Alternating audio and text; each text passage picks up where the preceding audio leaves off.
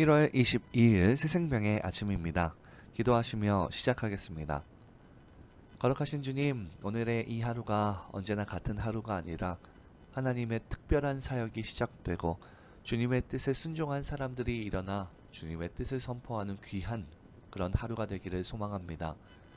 작고 하찮은 돌멩이도 그것이 쌓였을 때 큰 산이 되듯 이 하루하루의 순종이 모여서 산을 옮길 만한 믿음이 되게 하여 주시옵시고, 예수님이 핏값을 주고 산 우리의 구원의 선포가 오늘 저희의 삶 속에 보여짐으로 주님이 기뻐하는 하루가 되게 하옵소서.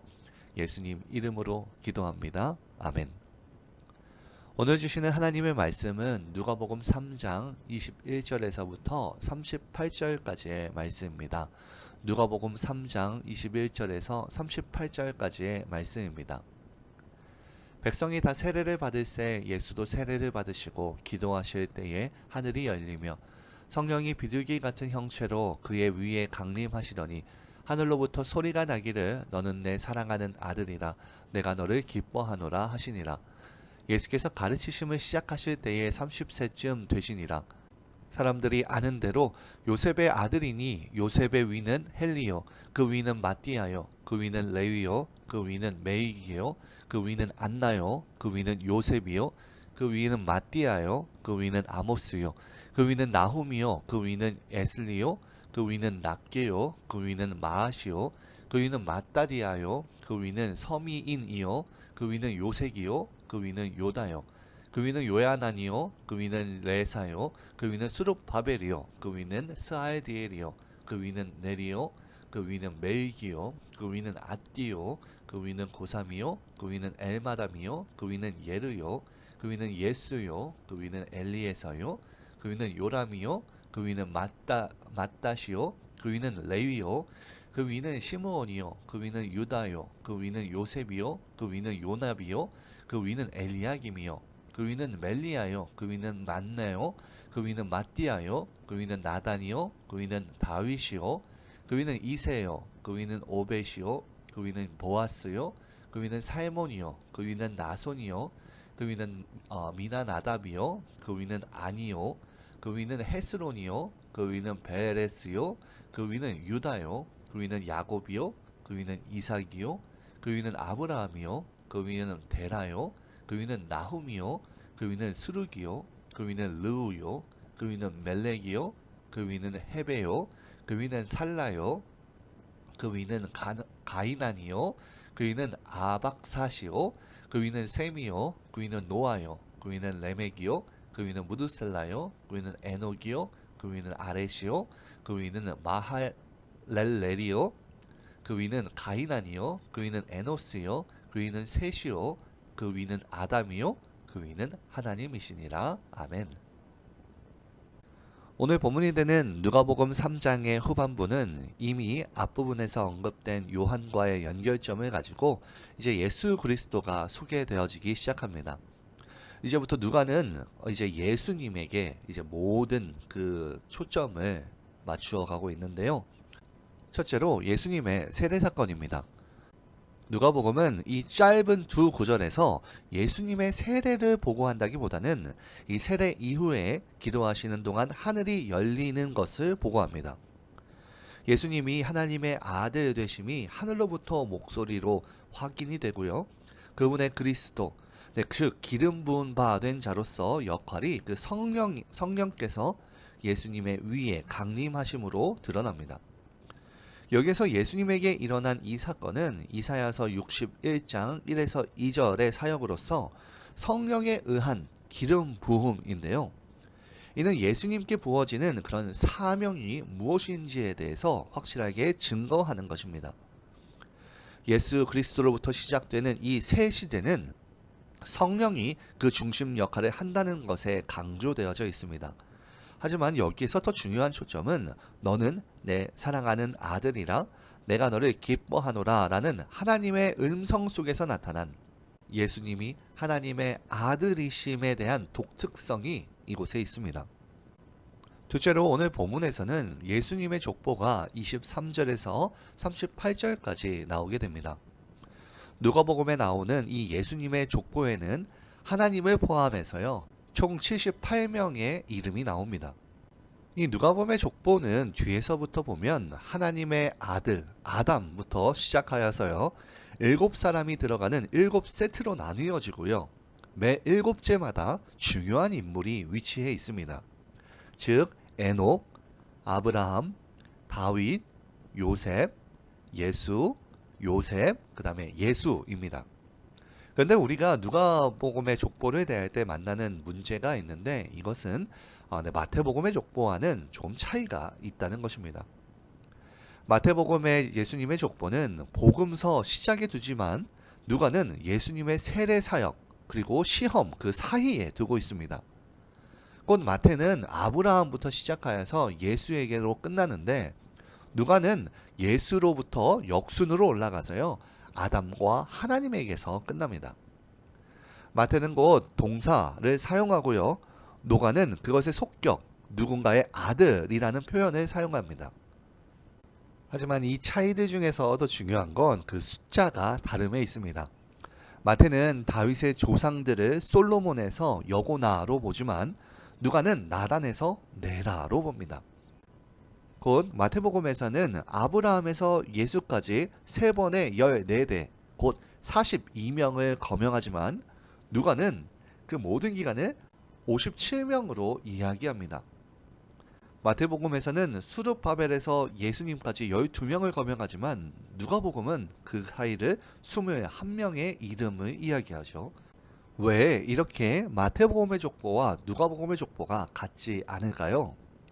그 이유는 족보를 기록한 마테오와 누가복음의 관점이 달랐기 때문입니다.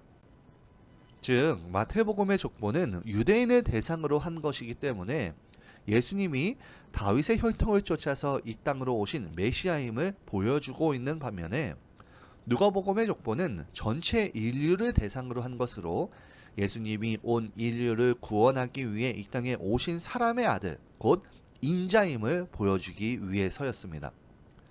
이런 맥락에서 마태는 히브리의 전통을 따라서 아브라함부터 족보를 시작하여서 다윗을 거치고 요셉에 이르기까지 그렇게 하향식 아래로 내려가는 것으로 서술을 했고 누가는 헬라식의 전통을 따라서 요셉으로부터 인류의 조상인 아담까지 더 나아가서 아담을 창조하신 하나님에게까지 올라가고 있는 족보를 서술한 것입니다. 결국 족보의 내용은 조금 다를지 모르겠지만 이 족보는 매우 유익한 것으로 볼 수 있는데요. 그 이유는 성경의 각각의 그 족보들은 이 개인들을 통하여서 하나님의 역사 속에서 어떻게 그분의 계획을 성취해 나가는지에 대해서 보여주고 있을 뿐만 아니라 결국에 궁극적으로는 이 메시아 예수님을 중심으로 온 인류의 구원의 역사가 어떻게 진행되어지는지를 볼 수 있게 되어지는 매우 유익한 것입니다.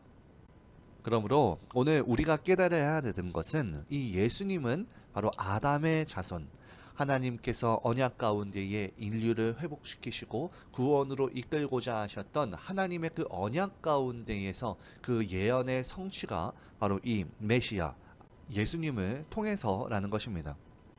예수님은 하나님 앞에 선 사람과 사람 앞에 계신 하나님을 대표하는 완전한 대제사장, 즉 메시아적인 대제사장이 되시기에 적합하신 분이십니다. 대제사장의 참 기능은 하나님 앞에 선 사람을 대표하고 사람 앞에서는 하나님을 대표하는 역할입니다. 대제사장은 사람들 앞에서 하나님의 이름을 가지고 있으며 하나님 앞에서는 사람들을 대신한다는 것인데요. 그러므로 예수님은 완전한 사람이셔야만 했고 또한 완전한 하나님이셔야만 했습니다. 그분은 삼위의 제2격으로서 존재와 본질에 있어서는 완전한 신이시고 사람이셔야 했습니다. 그래서 성육신하신 하나님이셨는데요. 그분은 아담의 후손으로서 아담의 씨, 즉 사람의 육체를 입어야만 했습니다. 또 한편으로는 하나님의 참 본질을 소유해야만 했던 건데요. 많은 사람들이 예수님이 이 땅에서 받은 고난에 대해서 십자가로만 생각하는 경향이 있습니다. 하지만 예수님께서는 하나님의 아들이셨고 또한 하나님의 진정한 하나님의 이격인 신이셨습니다. 곧 이 땅에 내려온 것 그 자체가 예수님께는 고난이었고 순환이었으며 하강이었고 비참이다 라고 이야기합니다. 이 모든 것을 감당하고 계획하며 시행했던 그 이유는 무엇이었냐면 바로 우리를 사랑하셨기 때문입니다. 하나님과 상관없는 그 죄를 아담이 짓는 그 순간부터, 아니 어쩌면 인간을 창조하시는 그 순간부터, 혹은 그 이전에 이 세상을 창조하기 그때부터 하나님께서는 이미 인류에 대한 그 사랑이 시작되고 계셨고 그 모든 것들을 감내하실 준비를 하고 계신 것은 아닐까요? 오늘 이 족보에서 드러나듯이 하나님의 그 사랑은 멈출 줄 모르며 하나님의 그 언약과 약속은 반드시 시행되는 것임을 우리에게 보여주고 있습니다. 그러므로 오늘 우리의 삶 가운데에서 작은 고통과 절망이 과연 하나님이 보시기엔 어떠하실까요? 오늘 이 하루도 분명 우리는 번뇌하고 고민하며 때로는 이 세상의 삶을 후회하는 그런 마음에 대해서 우리에게 조금 더 넓게 생각하라고, 나의 삶 속에 반드시 하나님의 그 약속의 성취가 이루어질 뿐만이 아니라 온 인류가, 온 역사가 그것을 증거하고 있다고, 그것을 바라보고 믿음의 담대함으로 오늘 하루를 살아가라고 말씀하고 있는 것 같습니다. 오늘 이 하루 온전히 주님이 주시는 그 약속의 성취와 모든 인류의 역사가 하나님의 통치와 그 섭리 가운데에 이루어짐을 기억하며 담대하고 믿음을 가지고 기쁘고 즐겁게 살아가는 저와 여러분들 되시기를 진심으로 축원합니다. 이 시간 공동의 기도 제목으로 기도하기를 원합니다. 첫째로 말씀을 생각하며 주님, 주님의 그 생명책에 저희들의 이름을 기록하여 주심을 믿는다고 언제나 어디서나 그 생명을 소유한 자로서 역사 속에서나 나의 삶 속에서나 주님의 그 성취와 열매가 맺힘을 믿고 순종하는 오늘 하루 되게 해달라고 기도합시다. 둘째로 선교를 위해서 기도합니다. 특별히 오늘은 스페인의 남사연 선교사님과 그 가정을 위해서 기도하기 원하는데요. 무슬림을 대상으로 선교하고 있는데 성경과 USB를 나누는 가운데에 북아프리카와 유럽 전역에 복음이 전파되어질 수 있도록, 그리고 말라가의 문화센터 만나에 필요한 운영비가 채워지고 함께 동역할 스페인 영어 교사가 채워지게 해달라고, 그리고 그 중에서 온라인으로 공부하고 있는 엘리자벳, 이완, 케빈이 주님의 제자로 잘 성장하도록 기도해 주시기 바랍니다. 오늘 하루도 주님의 섭리를 기대하며 기쁨과 즐거움으로 살아내는 저와 여러분들 되시기를 진심으로 소망합니다.